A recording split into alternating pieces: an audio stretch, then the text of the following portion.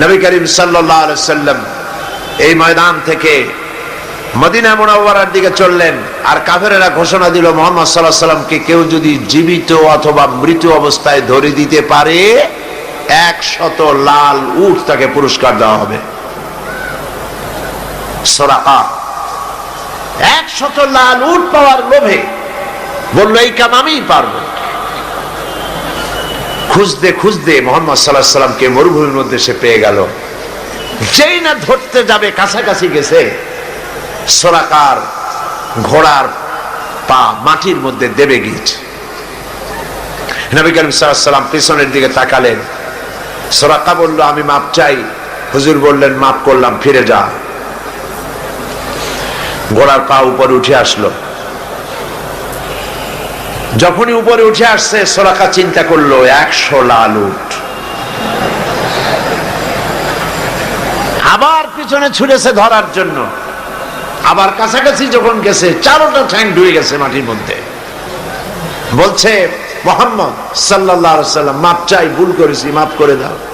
হুজুর ফিরে তাকিয়ে বললেন দিলাম করে ফিরে যা। আবার ঘোড়া উপরে উঠে আসলো। ফিরবে আবার চিন্তা করলো 100 লাল উট। কি খারাপ মানুষ চিন্তা করে। আবার পেছনে গেছে। এইবার কাছাকাছি গিয়ে ধরবো অবস্থা যখন হয়েছে, ঘোড়ার 4টা ঠ্যাং, ওর নিজের পা, ঘোড়ার পেট আস্তে আস্তে মাটির মধ্যে গাড়া শুরু হয়ে গেছে। বলছে মুহাম্মদ সাল্লাল্লাহু আলাইহি সাল্লাম ক্ষমা চাই, আমারে মাফ করে দেন। নবীজি বললেন মাফ করে দিলাম। উপরে যখন উঠে আসছে ঘোড়ার পা শুদ্ধ, হুজুর তাকিয়ে বললেন সুরাকা এখনো কি তোর বিশ্বাস হয় না যে আমি আল্লাহর নবী? সুবহানাল্লাহ। সুরাকা বলছে আমি আপনাকে ছেড়ে দিলাম, ধরবো না, তবে এই যে ধরলাম না সেজন্য কিছু দেবেন না? কি চিন্তা করে। আর নবী কত বড় রহমতের নবী, সুবহানাল্লাহ। নবীজি রাগ করলেন না। এই রকমের ক্ষমতা যদি আমাদের থাকতো হাতে, আমরা কইতাম তোর 14 গোষ্ঠী মাটির নিচে যাক। রহমতের নবী রাগ করলেন না। সে কয় যে কিছু দেবেন না, ধরলাম না যে সেজন্য কিছু দেবেন না। হুজুর সাল্লাল্লাহু আলাইহি সাল্লাম রাগ করলেন না, বললেন হ্যাঁ দেব। কি দেবে? তিনি বললেন পারস্য সম্রাটের মুকুট দেব। সুরাকা মনে মনে খুব অসন্তুষ্ট হলো, মুখ দিয়ে কিছু কইল না, মনে মনে অসন্তুষ্ট হইল। রাতের বেলায় লোক নাই, জন নাই, একজন মানুষ নিয়ে আপনি আত্মগোপন করে মদিনায় যাচ্ছেন, পারস্য সম্রাটের মাথার মুকুট আমারে দেবেন, কিছু দেবেন না তাই কর। এটা কি স্বাভাবিক কথা? তখনকার যুগের সুপার পাওয়ার। এখন যদি এই মঞ্চে দাঁড়ায় কেউ বলে যে আপনি আমার এই কথা যদি শোনেন তাহলে হোয়াইট হাউসের চাবি আপনারে আমি দিয়ে দেবো, ওইখানে আপনি ঘুমাবেন গিয়া, তাহলে ওই লোকটার মস্তিষ্ক সম্পর্কে আপনারা সকলে চিন্তা করবেন, বেচারাকে তাড়াতাড়ি হেমায়েতপুর পাবনায় পাঠায় দেওয়া দরকার, ঠিক কিনা? কেউ চিন্তা করেছে যেটা কেমন কথা? পারস্য সম্রাটের মাথার মুকুট আমার দেবে, একটা কথা হইল। তিনি চলে গেলেন, মুখ মলিন করে চলে গেলেন। নবী করিম সাল্লাল্লাহু আলাইহি সাল্লাম মদিনায় এলেন, ইসলামের রাষ্ট্র প্রতিষ্ঠা করলেন, ইন্তেকাল করলেন। আবু বকর রাদিয়াল্লাহু তাআলা ক্ষমতা এলেন, ইন্তেকাল করলেন। সুরাকা বুড়া হয়ে গেছে, চুল দাড়ি পাকিয়া সব সাদা হয়ে গেছে।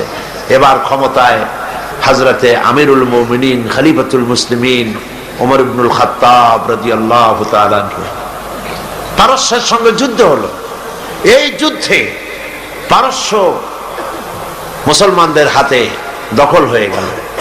গনিমতের মাল এলো, সোনা দানা হীরা জহরাত অস্ত্রপাতি সব গনিমতের মাল এসে খলিফার সামনে হাজির। খলিফা বসে তাকিয়ে দেখছেন সম্পদের ভিতরে যত গনিমতের মাল এসেছে তার মধ্যে হীরা মণিমুক্তা খচিত পারস্য সম্রাটের মাথার মুকুট ওমরের পায়ের কাছে এসে হাজির। হযরত ওমর রাদিয়াল্লাহু তাআলা আনহু বললেন কে আছো? চলে যাও, সুরাকাকে ডেকে নিয়ে আসো। সুরাকাকে ডাকা হলো। হযরত আমিরুল মুমিনিন ওমর রাদিয়াল্লাহু তাআলা আনহু সুরাকাকে ডাকতেই বললেন, সুরাকা বুড়া মানুষ, কোমর সোজা করে হাঁটতে পারে না, চুল পেকেছে, দাড়ি পেকেছে।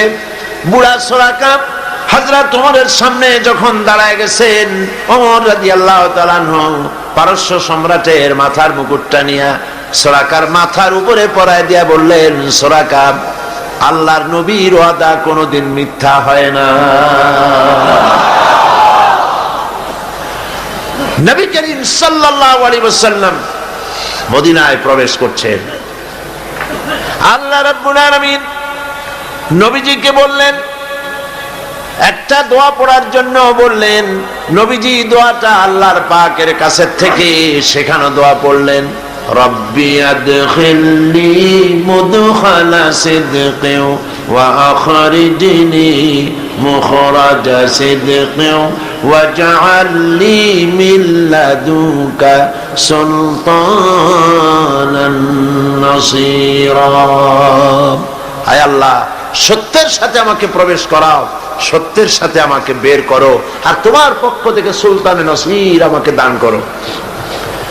দুনিয়ার সমস্ত মুফাসসিরিন কিরাম একমত, সুলতানে নসীর এর অর্থ হলো রাষ্ট্র ক্ষমতা। সুবহানাল্লাহ বলেন। আল্লাহ তুমি আমারে রাষ্ট্র ক্ষমতা দান করো। আল্লাহ শিখায় দিলেন, কারণ রাষ্ট্র ক্ষমতা হাতে না পেলে আল্লাহর আইনকে কার্যকরী করা যায় না, ঠিক কিনা? রাজ্য চলে রাজার চালে, রাজা যেমন হয় রাজ্য তেমন চলে। নিচের পানি উপরে যায় না, উপরের পানি নিচে আসে।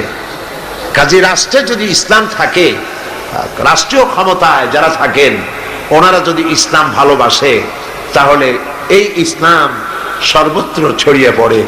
আর যদি রাষ্ট্র ক্ষমতায় যারা থাকে তারা যদি ইসলাম বরদাস্ত করতে না পারে, তাহলে ইসলাম সেই দেশে। নবী করিম সাল্লাল্লাহু আলাইহি ওয়াসাল্লাম রাষ্ট্রীয় ক্ষমতা হাতে নিলেন, কোরআনের আইন চালু হয়ে গেল, চুরি বন্ধ হলো, ডাকাতি বন্ধ হলো, জিনা বন্ধ হয়ে গেল। আল্লাহর নবী বললেন, খায়রুল কুরুনি কারনি, সর্বশ্রেষ্ঠ যুগ আমার যুগ, সোনার যুগ। মানুষের খাওয়ার অভাব নাই, পড়ার অভাব নাই,